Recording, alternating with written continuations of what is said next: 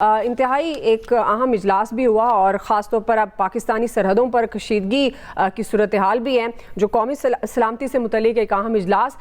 جس میں ایک بار پھر پوائنٹ سکورنگ بھی کی گئی، سیاست دیکھنے میں آئی۔ کیا آپ کو لگتا ہے کہ قومی سلامتی کے معاملات پر اس طرح سے ذاتی شرائط کو جوڑنا اور سیاست کرنا، کیا یہ درست رویہ ہے یا اس کو ذمہ دارانہ سیاست کہا جائے گا؟ پھر عامر صاحب، آپ کا انٹرو بڑا لمبا چوڑا تھا، لیکن سوال چونکہ پاکستان کی داخلی سیاست پہ آیا، جی آگے چل کر ہم آگے بھی بات کریں گے، زیادہ تر بات جی ٹھیک ہے، میں اسی لیے کہہ رہا ہوں جی تو ٹھیک ہے۔ میں آپ کو بتاتا ہوں، محمود خان اچکزئی صاحب بڑے پرانے سیاستدان ہیں، ٹھیک ٹھاک ہیں، لیکن کل جب رانا ثناء اللہ اور باقی لوگ حکومتی زعماء ان کو دعوت دینے گئے تو انہوں نے پہلا انکشاف یہ کیا کہ ہم پہ تو پی ٹی آئی کے سوشل میڈیا کا بڑا پریشر ہے، ہم کچھ بھی نہیں کر سکتے۔ میں تو ظاہر ہے جس پارٹی کے کہنے پہ اپوزیشن لیڈر بنا ہوں تو پھر انہی کا پیغام ہے کہ وہ آپ مشترکہ اجلاس بلائیں گے تو ٹھیک ہے، ادروائز یہ شرائط ہیں جو بات پھر انہوں نے کہا ہم پوچھ کے بتائیں گے، بات کریں گے۔ پی ٹی آئی والوں سے پوچھ رہے تھے تو وہ کہہ رہے تھے کہ محمود خان اچکزئی فیصلہ کریں گے، اور پھر اعلامیہ پی ٹی آئی نے جاری کیا خان صاحب والا جو آپ نے بتایا کہ علاج کراؤ، فلاں کرو، ڈمکاں کرو۔ اچھا، مطلب مجھے نہیں سمجھ آتی، بہت سارے حالات تبدیل ہوتے ہیں، لیکن پی ٹی آئی اور ان کی لیڈرشپ کا مسئلہ یہ ہے کہ وہ بہت سارے لوگ کہتے ہیں بڑے اصولی وصولی بات ہے، نہیں، ان کی سیاست ہے صرف اس حد تک کہ عمران خان سے شروع اس پہ ختم۔ عمران خان وزیر اعظم تھے، نیشنل سیکورٹی کمیٹی کی میٹنگ انہوں نے بلائی پارلیمنٹ کے اندر، آرمی چیف، ڈی جی آئی بیٹھے ہوئے ہیں، سارے لوگ بیٹھے ہیں، عمران خان غائب ہے، بلایا جا رہا ہے، نہیں میں ان کے ساتھ نہیں بیٹھوں گا، وہ وزیر اعظم کے طور پہ نہیں بیٹھ رہے تھے، تو ان کو تو پتہ تھا کہ یہ کیا کریں گے۔ انہوں نے اتمام حجت کیا، باضابطہ طور پہ دعوت دی پارلیمانی قائدین کو کہ آپ تشریف لائیں، اپوزیشن لیڈروں کو بلایا، سب کو بلایا،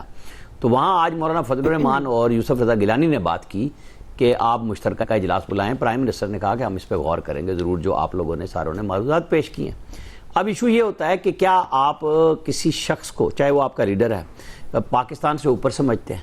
تو یہ نہیں ہونا چاہیے۔ دیکھیں، نواز شریف اور باقی لیڈرشپ اندر تھی تو، اور پیپلز پارٹی کی قیادت اندر تھی، تو یہ سارے لوگ پیپلز پارٹی اور نون لیگ والے ان مشترکہ پارلیمانی کمیشنوں کے ان کیمرہ اجلاسوں میں جاتے رہے۔ ایون ایک اجلاس کی میں نے رپورٹ دی تھی اس وقت کہ رانا ثناء اللہ اور جو آج وہ اپنے منہ سے انکشاف کر رہے ہیں، اور وہ خبر میں نے ہی صرف بریک کی تھی اور پھر بعد میں وہ رہ گئی تھی جیسے ختم کرائی جاتی ہے،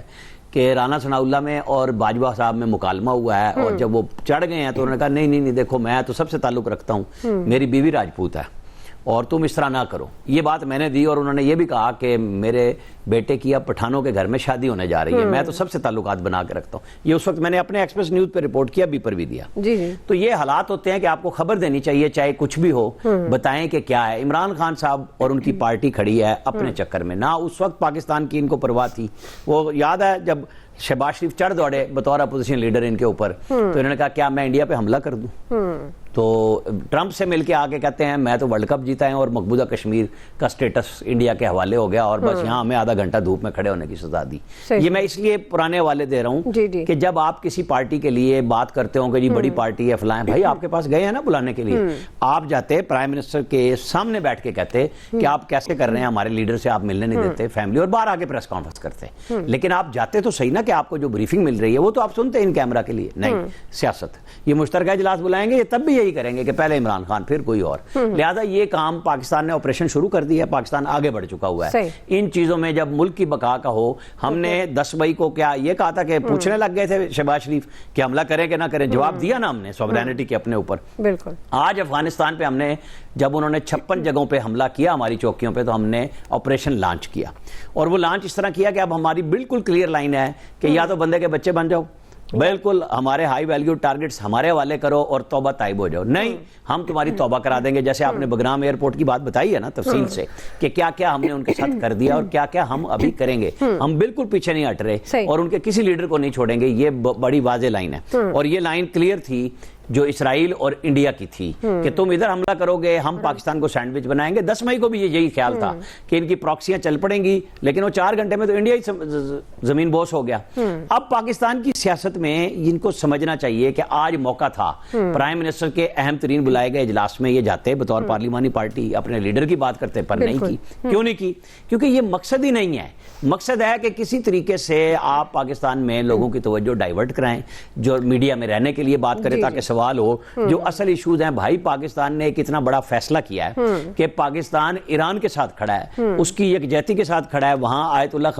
خامنئی کے علاوہ جتنی شہادتیں ہوئی ہیں سب کو ہم نے کنڈیم کیا, ہم نے دعا کرائی, ہم نے گلف کے حملوں کے اوپر, وہاں بھی ہمارا اپنا تعلق ہے, ایران سے بھی ہمارا تعلق ہے. تو جب پاکستان اپنا ٹھیک کام کر رہا ہے تو یہ بات تو پی ٹی آئی کی اور ان کے ساتھ الائیڈ پارٹیوں کے سوچنے کی ہے کہ پاکستان سے اوپر تو مت جائیں. میں نے مثال اس لیے دی پیپلز پارٹی اور نون لیگ کی کہ ان کی لیڈرشپ بھی جیل میں تھی لیکن ان کی پارلیمانی قیادت بھاگی نہیں, وہاں مسائل پہ موجود رہی اور بات کی. عامر صاحب ایک اور ضمنی سوال, اب جس طرح آپ بات کر رہے ہیں, اب پاکستان کی جو سفارتی پالیسی ہے اس وقت اس کی دنیا معترف نظر آتی ہے, اور پاکستان کے اندر بھی اگر کچھ جو لوگ اختلاف کرتے تھے وہ بھی یہ اعتراف کرنے پہ مجبور ہوئے ہیں. لیکن سوشل میڈیا پر آپ کو پتہ ہے, آپ نے بھی دیکھا ہوگا, ایک پروپیگنڈا جاری ہے خاص طور پر ہماری فوج کے خلاف. لیکن جو آپ بات کر رہے تھے انٹرو کے حوالے سے بھی, تو جنگ کی طرف اگر آئیں, مڈل ایسٹ کی سچویشن کو دیکھتے ہوئے اب یہ وائنڈ اپ کس طرح سے ہوتا ہوا نظر آ رہا ہے؟ کیا عسکری برتری یا مذاکرات کی طرف؟ دیکھیں اب آج انہوں نے ایک جو ایرانی بحریہ کا جہاز تھا جو مشقوں میں گیا ہوا تھا انڈیا میں, اور واپسی پہ امریکنز نے اس کو نشانہ بنایا کیونکہ امریکن سارے وہاں پہ موجود تھے. تو یہ تو پتہ لگ گیا کہ کون کہاں کھڑا ہوا ہے. جنگی برتری دیکھیں حالات کے حساب سے اگر آپ دیکھیں تو ظاہر ہے امریکہ, اسرائیل اور ان کے الائیڈ وہ ہیں وہ بہت آگے ہیں, لیکن جو کچھ بھی ہے ایران ان کا مقابلہ کر رہا ہے. چاہے وہ سستے ڈرون ہیں, سستے میزائل ہیں, لیکن ان کے تو لاکھوں کروڑوں ڈالر لگ رہے ہیں نا روزانہ کی بنیاد پہ, اور خرچ ہو رہے ہیں, پیسے پھنس گئے ہیں. میں بلکہ آج ایک دوست سے بات ہو رہی تھی کہ وہ 9,000 ایویکویٹ کر رہے ہیں امریکنز جناب وہاں سے, اور باقی یورپین بھی جا رہے ہیں. تو میں نے کہا حالات بھی خراب ہیں ان کے اور حالات بھی خراب ہیں, یعنی ایران اتنا حاوی ہو گیا ان کے اوپر کہ سارے بھاگ کے نکل رہے ہیں. تو بھائی پاکستانیوں سے بات کر لو, ایران کو بھی چاہیے اور گلف والوں کو بھی. سعودی عرب کو تو سمجھ آ گئی تھی, اور کر لو بھائی. یہ جو آپ کے پاس قطر میں بیٹھے بٹھائے اسرائیل نے حملہ کیا اور امریکیوں کا سب سے بڑا اڈا آپ نے بٹھایا ہوا ہے وہاں پہ, کیا فائدہ ہے؟ معیشت ہماری سیٹ کرو, دفاع تمہارا ہم سیٹ کریں گے. بات سمجھنے کی اگر سمجھ لیں. جی فیصل صاحب کیا اختتام دیکھ رہے ہیں, عسکری برتری یا مذاکرات کی میز؟ کیونکہ ٹرمپ تو کنفیوز نظر آتا ہے. ان کے اپنے لوگ کہہ رہے ہیں کہ کبھی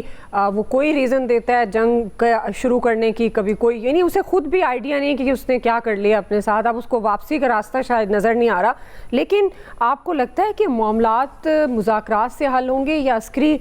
برتری؟ مطلب ایران تو اب بیٹھنے والا نہیں ہے. فیصل صاحب دیکھیں, عسکری برتری تو ظاہر سی بات ہے, جیسے وہ عامر صاحب نے کہا کہ وہ کوئی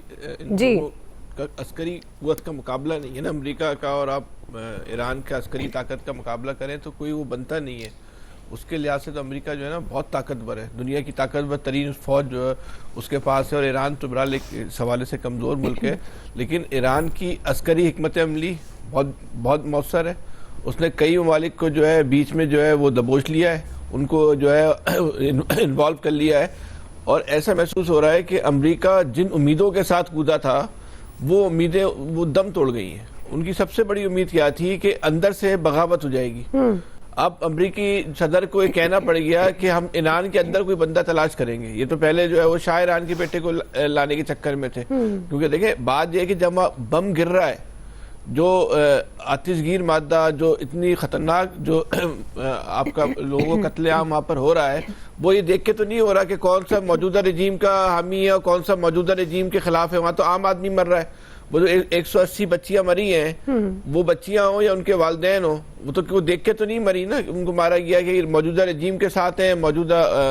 رجیم کے خلاف ہیں. تو وہاں تو جو لوگ بھی حکومت کے خلاف, وہ جو ایک جینون لیڈرشپ تحریک پیدا ہو رہی تھی موجودہ رجیم کے خلاف ایران کے اندر, تو اس کو تو امریکہ نے خود جو ہے وہ نیست و نابود کر دیا, خود جو ہے اس تحریک کو جو ہے نا وہ دم توڑ دیا. تو وہ جو تحریک تھی وہ تو فی الحال جو ہے نا ختم ہو گئی. اب رجیم تبدیلی کا امکان تو جو ہے نا بہت زیادہ جو ہے محدود ہو چکا ہے. باقی جہاں تک اس کا تعلق ہے کہ ایران مقابلہ کر رہا ہے, ایران جو ہے وہ بھرپور جو ہے وہ مقابلہ کر رہا ہے. اب وہ کتنے دن تک مقابلہ کرتا ہے, اور سامنے والی جو پارٹی ہے امریکہ ہے, اسرائیل ہے, وہ کب تک جو ہے اس مقابلے میں کرتے ہیں, یہ تو برحال ابھی ہم نہیں کر سکتے. لیکن ایک جب عراق کی پہ جو حملہ ہوا تھا, اس وقت بھی ایک بات کہی جا رہی تھی نا کہ عراق بہت بھرپور مقابلہ کر رہا ہے, لیکن وہ 17 دن سے زیادہ جو ہے مقابلہ نہیں کر پایا تھا. لیکن آج تک تو برحال یہ کہہ سکتے ہیں کہ اگر وہ ایران جو ہے کہیں سے جو ہے وہ کمزور دکھائی نہیں دے رہا, اس نے اپنی عسکری حکمت عملی عملی سے جو ہے وہ بہرحال امریکہ کو کافی حد تک جو ہے وہ ٹریپ کر لیا ہے. اس نے وہ حکمت عملی بنائی جو امریکہ کے ذہن میں نہیں تھی. امریکہ یہاں جو ہے حکمت عملی بنانے میں جو ہے وہ ناکام ہوا ہے, لیکن مادی وسائل سے امریکہ کو جو ہے وہ اس پہ ایران کے اوپر جو ہے وہ برتری حاصل ہے. پاکستان کی سیاست داخلی سیاست کا جہاں تک تعلق ہے, دیکھیں اس بات کو اب سمجھنا پڑے گا کہ جن قوتوں نے ایران پہ حملہ کیا ہے,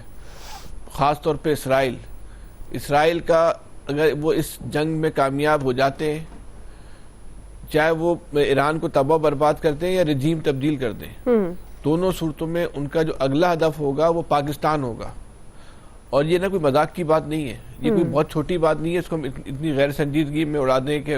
عمران خان تحریک انصاف کو کی لیڈرشپ کو کیا کرنا چاہیے تھا, تحریک انصاف کو اس موقع پر کیا رویہ اختیار کرنا چاہیے تھا. یہ بہت حساس نوعیت کا جو معاملہ ہے, اور ایران کے بعد اگر پاکستان کا نمبر لگتا ہے اور اسی قوت کے ساتھ دنیا ہم پہ اگر حملہ آور ہوتی ہے, تو کیا ہمارے پاس یہ استعداد ہے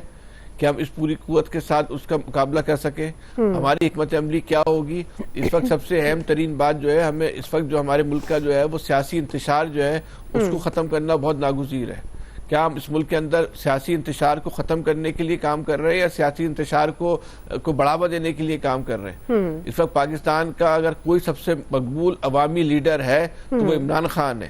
لیکن اتنے اہم موقع پر جب اتنے اہم فیصلے کیے جا رہے ہیں, سیاسی مشاورت ہو رہی ہے,